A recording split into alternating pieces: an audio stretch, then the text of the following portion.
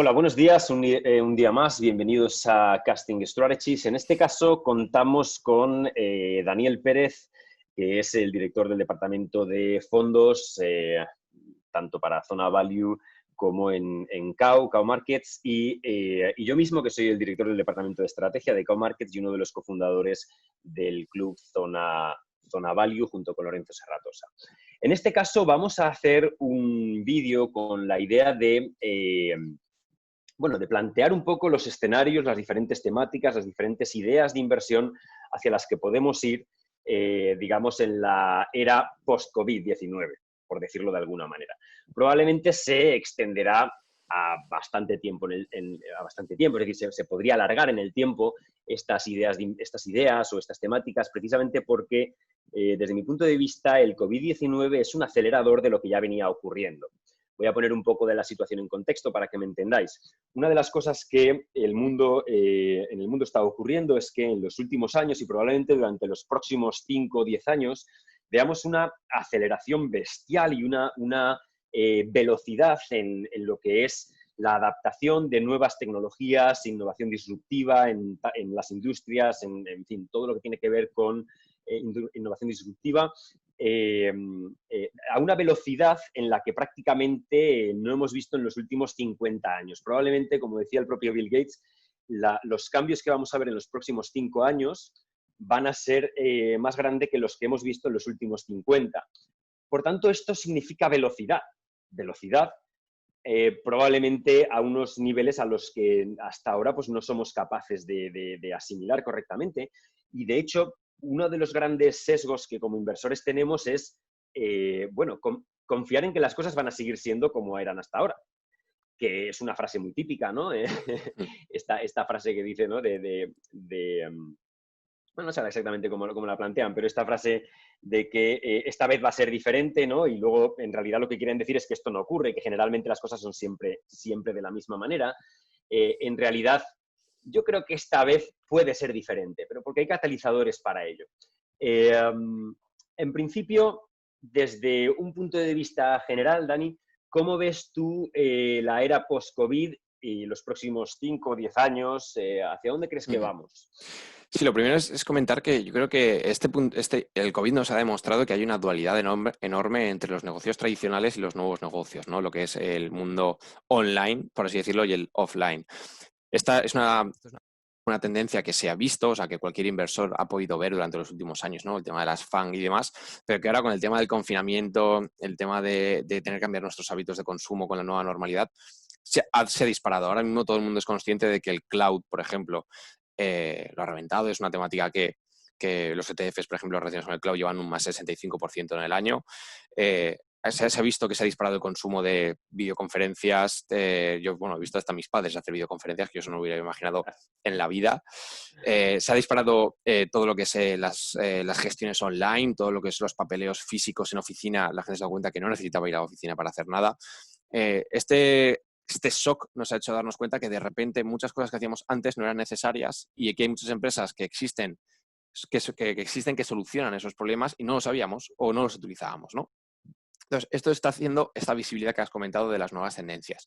Entonces, hay una gran disparidad ahora mismo. De hecho, en los mercados en este semestre se ha visto, ¿no? Entre todo lo que era tecnología, crecimiento, Internet y todo lo que eran negocios tradicionales son los que más han sufrido. Y esto yo creo que es algo que ya se va a quedar en la memoria de los inversores para mucho tiempo, ¿no? Este shock entre los dos mundos, ¿no? La vieja economía y un poco las nuevas tecnologías digitales. Y esto está acelerando lo que dices, ¿no? Que muchas personas se estén empezando a buscar temáticas, tendencias de futuro que han tenido como catalizador el COVID, pero que te han servido para investigar. En este caso, pues tenemos muchísimo, todo lo relacionado con Internet, todo lo relacionado con salud, biotecnología, en fin, aquí hay muchas tecnologías disruptivas que los inversores están viendo. Y estas son tendencias sobre que los inversores tienen que pensar en ellas para encontrar esas tendencias en las que estén cómodos para tener una parte de tu cartera.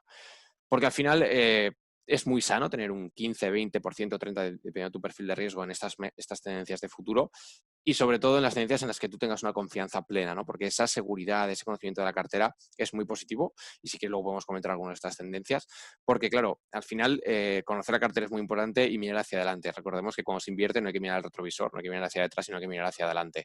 Y estas nuevas tendencias son mirar hacia adelante y por eso hay que tenerlas en cuenta y no puedes no tener alguna en cartera. Estoy totalmente de acuerdo. Yo creo que estamos en un momento en el que estas nuevas temáticas, que en realidad para mí el COVID está siendo ese acelerador que, está haciendo, que hace que todas estas industrias pues bueno, estén teniendo ese apogeo y esa velocidad de adaptación muy rápida de cara a implementar esas nuevas tecnologías dentro del entorno en el que vivimos, ¿no? Casos como, por ejemplo, empresas como Tesla, como Illumina, como Square, de servicio financiero, como, por ejemplo, Nvidia, como, por ejemplo, Teradin o Aptiv, que es de coches, digamos, de coches autónomos, sin conductor, o, por ejemplo, los sectores relacionados con criptodivisas o con blockchain, o con empresas de genómica, tienen que ver con la transformación genómica, tanto para el tema animal como para el tema humano. En fin, hay digamos, una serie de sectores, la inteligencia artificial, por supuesto, que creo que estamos en un momento en el que la inteligencia artificial va a tomar control de muchas, muchas cosas, ¿no? Es algo, algo realmente, pues bueno, probablemente una industria quesera tradicional que hasta ahora se podía interpretar como un segmento tradicional, pues vamos a ir viendo y se está viendo cómo pues una industria quesera puede acabar transformada totalmente gracias a modelos de inteligencia artificial, ¿no? Entonces, ya la pregunta, lo que a mí me viene a la cabeza y le doy vueltas continuamente, y es algo que creo, al menos yo reflexiono sobre ello, y no sé si los inversores lo hacen, algunos lo harán también, otros no, pero yo creo que una de las cosas que está pasando es que la manera tradicional de entender el value investing eh, está cambiando porque una empresa, digamos, tradicional que será, ya no es un negocio tradicional, ahora es un negocio totalmente disruptivo y tecnológico, o está yendo hacia eso. Y las que hagan esa transformación y hagan escalen la inteligencia artificial dentro de su segmento, se quedarán y crecerán mucho, y las que no lo hagan probablemente desaparezcan. Por tanto, ahora hay una dualidad entre qué es una empresa tradicional, ¿no? Cuando Warren Buffett hablaba de una empresa en la que en los próximos 20 años sabes lo que va a vender y es la misma historia y es simplemente pues, un crecimiento orgánico, yo lo veo claro, la idea la veo clara, la empresa de chicles típica, la empresa pues como Coca-Cola, como todas estas grandes empresas que sabes qué es lo que, digamos, puedes prever un crecimiento constante, estable a largo plazo. No puedes hacerlo con empresas de crecimiento, con empresas de este tipo, totalmente disruptivas.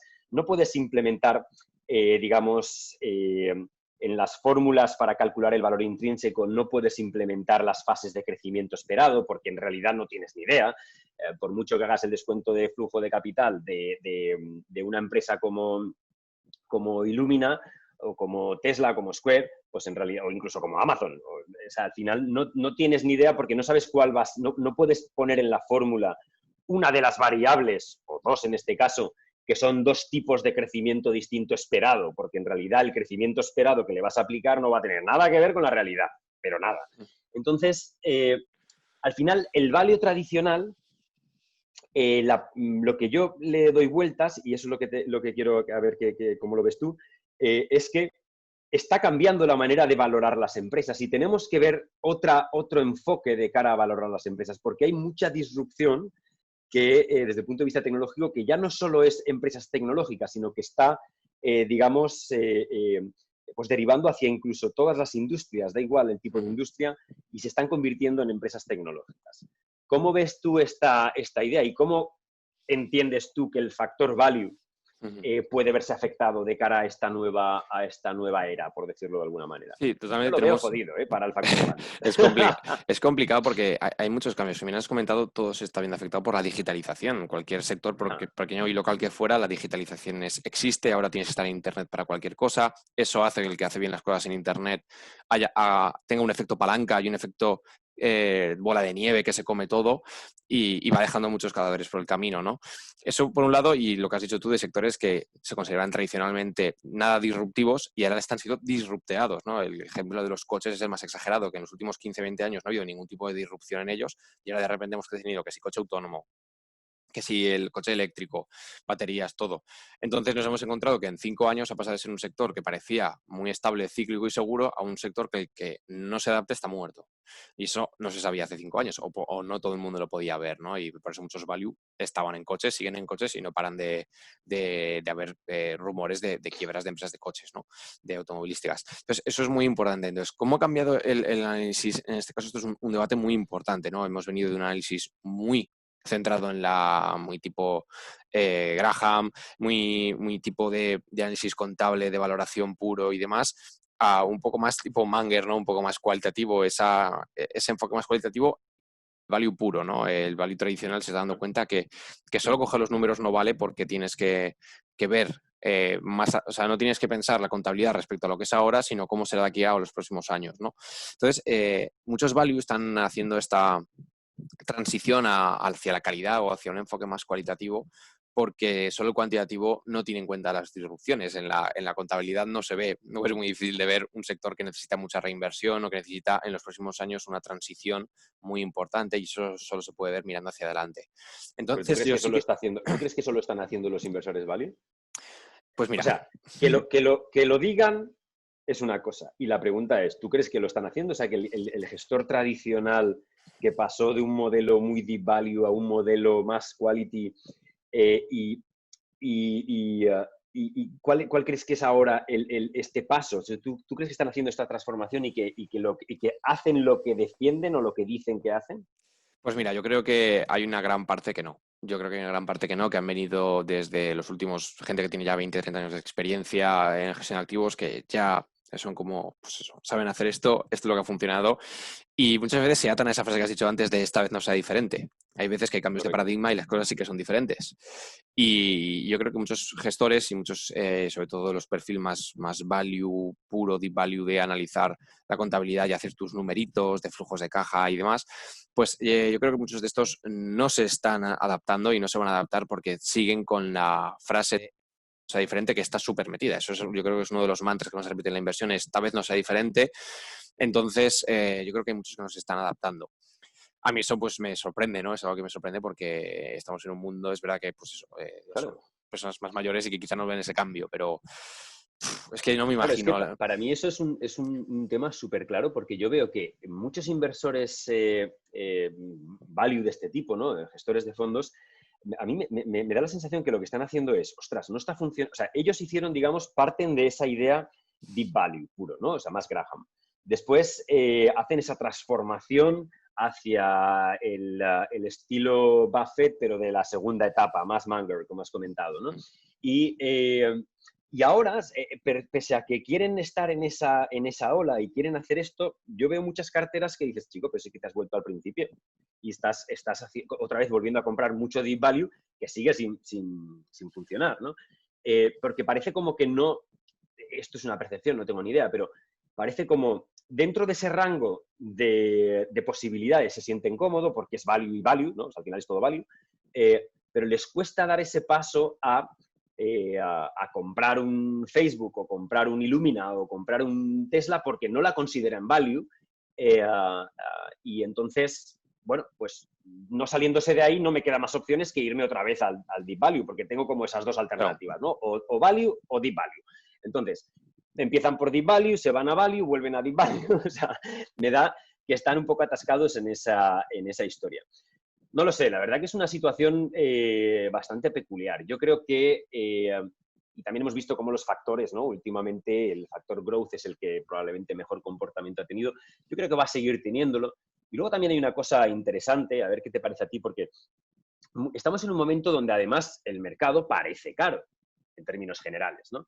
Pero claro, la mayoría de veces las comparaciones que hacemos las hacemos de manera relativa sobre un índice de referencia, por ejemplo, el S&P o el Nasdaq, etcétera, ¿no? Pues claro, si tú te haces o sea, haces una comparativa del S&P y el Nasdaq, por ejemplo, que están muy cargados de las FANG, ¿no? Es decir, Amazon, Google, Facebook, tal, ¿no? Las 4 o 5 estas o 6 muy, muy tochas, muy gordas, ¿no? Estas empresas, claro, el S&P 500, por ejemplo, tiene las 250, digamos, la mitad de empresas más pequeñas son empresas muy pequeñitas, muy, muy pequeñitas en relación con Amazon, con Facebook, etcétera, ¿no? O sea, prácticamente tienes todo el peso en esas 4 o 5 empresas, y el resto de empresas, si haces digamos, un quesito, serían como pelitos. O sea, si haces un queso este típico de quesos, ¿no? Pues el Facebook, Amazon, tal, todas estas serían un queso bien grande, ¿no? Un queso bien grande. Y sin embargo, todas las otras serían como pelos, ¿no? O Sí, sea, sí. muy finitas, muy finitas. Entonces, cuando uno ve o haces el ejercicio contrario, es decir, haces un test, por ejemplo, de empresas y coges de las empresas americanas, en lugar de coger las empresas más grandes, que serían estas 500 del S&P, lo que haces es, coges las más pequeñas, por ejemplo, small cap, o sea, de 300 millones a 2.000 millones. Pues coges las 300 más pequeñas, el comportamiento no ha sido tan alto, es decir, no ha subido como ha subido el S&P, no ha subido nada, en los últimos 5 años un 5 y pico, ese supuesto índice inventado que podríamos hacer, ¿no? Entonces, en realidad, ¿qué es lo que ha subido? Bueno, han subido 4, o sea, respecto del S&P han subido muy pocas empresas, muy concretas. Entonces, ¿deberíamos de considerar que el mercado está caro porque el S&P está caro? ¿O el S&P está caro porque las empresas que más pesan en el S&P, que pesan muchísimo, han subido mucho y por tanto el índice está caro porque esas empresas podrían estar caras desde un punto de vista de valoración? ¿Cómo ves tú esta idea? Porque Sí, yo es que no totalmente. veo el mercado tan caro, no lo veo caro. Totalmente. Entre los profesionales del sector se habla del SP500 y el SP495, ¿no? Que son el SP con las Exacto. FAN y el SP sin las FAN, ¿no? Y el SP sin las FAN, como ya han dicho, creo que en los últimos 10 años estaba casi plano. O sea, ha subido, pero poquito, ¿no? Han Claro, sido sobre todo 5, no sé, son 5 o 10, no me acuerdo el dato exactamente, que eran pues las FAN más unas cuantas más que han, más que han unas tenido, cuantas. que han hecho casi todo el comportamiento del mercado, ¿no? Entonces, es cierto, y esa dualidad hay que tenerla en cuenta, ¿no? Porque tú al final no inviertes en el índice, sino inviertes o tus gestores o tu cartera será una representación más pequeña del SP500, entonces tú puedes tener una cartera muy barata o que tenga valoraciones más atractivas si eliminas estas acciones. Y luego también hay que tener en cuenta que, volviendo un poco a los comentarios de Value Growth, que habrá un momento en el que las FANG sean Value o que dejen de ser growth, porque esto de que crezcan a 30% anuales y que dupliquen su tamaño cada pocos años, esto no va a seguir así siempre, ¿no? Y a mí hay una gráfica que me encanta, ¿no? Que es cada 10 años, de qué empresas son las top 5 de un mercado cada 10 años, y las FANG no van a ser siempre el top 5. Yo creo que los inversores no están preparados para esto, ¿no? Hemos tenido un mercado, como bien has dicho, donde el growth y sobre todo un grupito muy pequeñito Un ha grupito pequeño. arrastrado todo el mercado, y esto no va a ser así siempre. Y yo no veo, igual que tú le has dado un poco hachazos a los value, ahora les voy a dar hachazos a los growth, no veo a muchos inversores growth preparados para esto, ¿no? ¿Qué pasará cuando las FANG y las 10 relacionadas en las FANG no tiren? Todos estos gestores Estoy totalmente de acuerdo. que han vivido una década de tener únicamente las FANG, ¿qué pasará con ellos? Que, no sé, además yo pagar un gestor para que tenga el 50% de la cartera en 5 acciones, pues no sé, es que para eso no sé, es que no. Vamos a mojarnos un poco, Dani, vamos a Venga, mojarnos un va, poco a con por nuestra ello. audiencia, que son gente muy fiel, que está ahí, y vamos a mojarnos un poco, va. Eh, Tienes razón en ese aspecto y, por tanto, si quitamos las FAN del medio, ¿qué nos queda para aprovechar esta circunstancia? Yo voy a dar una idea que a mí personalmente me gusta mucho. Hay 2 ETFs que me gustan mucho, que son de ARK Invest. Uno de ellos es el Innovation y el otro es el Genomics. Uno está más centrado en empresas de todo tipo de innovación disruptiva. Lo digo porque precisamente no son las FANG de ahora, sino que yo creo que en un futuro muchas de esas o algunas de ellas podrán ser las futuras FANG. Por tanto, una manera de acercarse a esta fase, ¿no? Esta inversión post-COVID sería, como has comentado también al principio, tener una parte del portfolio con cierta innovación disruptiva, pues a lo mejor un 10, un 15, un 20, incluso un 30%, desde mi punto de vista, estaría bien, que tenga que ver con innovación disruptiva. Si la gente no sabe cómo encontrar empresas de este tipo, mi recomendación es que le dé un vistazo a los fondos de ARK, a los ETFs de ARK, y estos dos a mí me parece que son muy complementarios y muy interesantes para complementarlos en un portfolio que, como inversores, no vamos a dejar de hacer lo que venimos haciendo siempre. A mí me cuesta mucho analizar una empresa como Illumina o como Square porque no tengo la capacidad o probablemente se me escapen ciertas cosas desde un punto de análisis porque yo tengo un sesgo value y, por tanto, creo que una manera de aprovechar y de ser humilde en cuanto a mi falta de conocimiento es: oye, esto yo no lo sé hacer, que lo haga Catherine Wood, que la tía lo hace genial, es una pasada, y parte de mi portfolio lo tengo ahí. Entonces, esa idea me gusta, estos 2 fondos de ARK. Hay otro fondo que me gusta bastante, un ETF que es de Morgan Stanley, que es sobre robótica e inteligencia artificial. Ese también puede estar muy bien.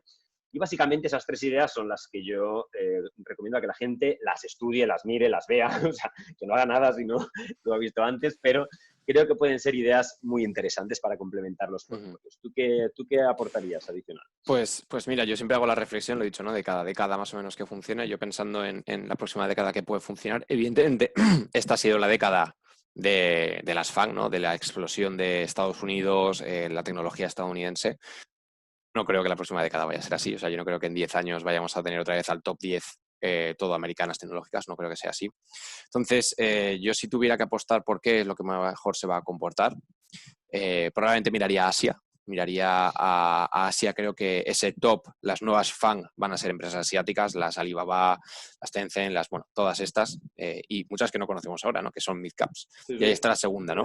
Yo posiblemente, si me dijeras qué va a ser el top en unos años, en una década posiblemente, miraría mucho a Asia genérica, tampoco dispararía un país en concreto, China, Japón, en fin, miraría diferentes países.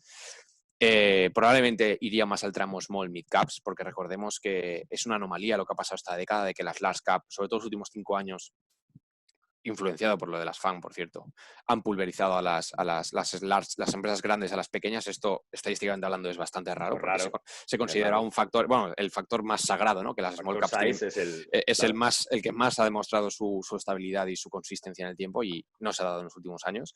Entonces yo probablemente un sesgo small mid caps, un sesgo hacia Asia le vería bastante sentido.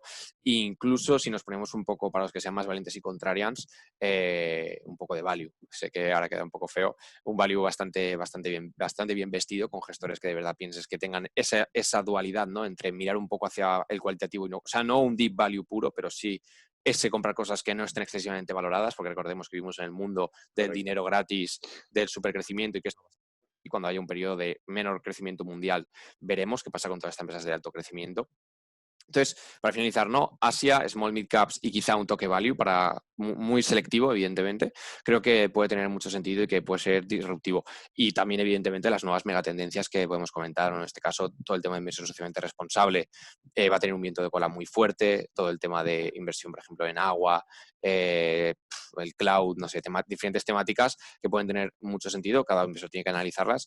Pero bueno, yo creo que ese mix entre una inversión más factorial y por regiones, más una selección más concreta de ETFs o fondos que sean muy selectivos en una temática o un sector concreto, puede dar muy buenos rendimientos, y sobre todo tener muy claro que el growth large cap Estados Unidos, que es lo que mejor lo ha hecho, tiene pocas probabilidades, estadísticamente hablando, de ser otros 10 años el mejor. Yo creo que tener claro eso va a ser muy bueno, porque no ha sucedido nunca. Quizá este año, quizá de aquí a 10 años hagamos otro vídeo con más canas y menos pelo y veamos que no, que me equivocaba y que las FANG siguen ahí, pero no lo sé. Yo creo que estadísticamente hablando es difícil.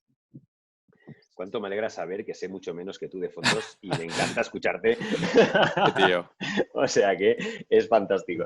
Oye, pues muchísimas gracias, Dani.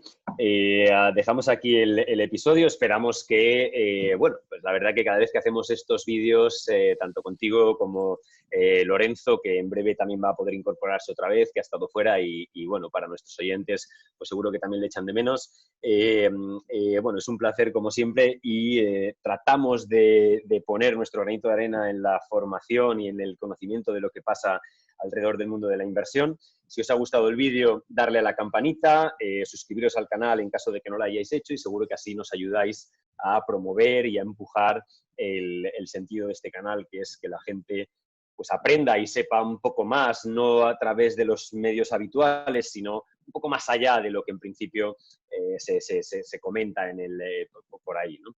En fin, muchísimas gracias. Esperamos que nos veáis en el próximo episodio. Hasta luego.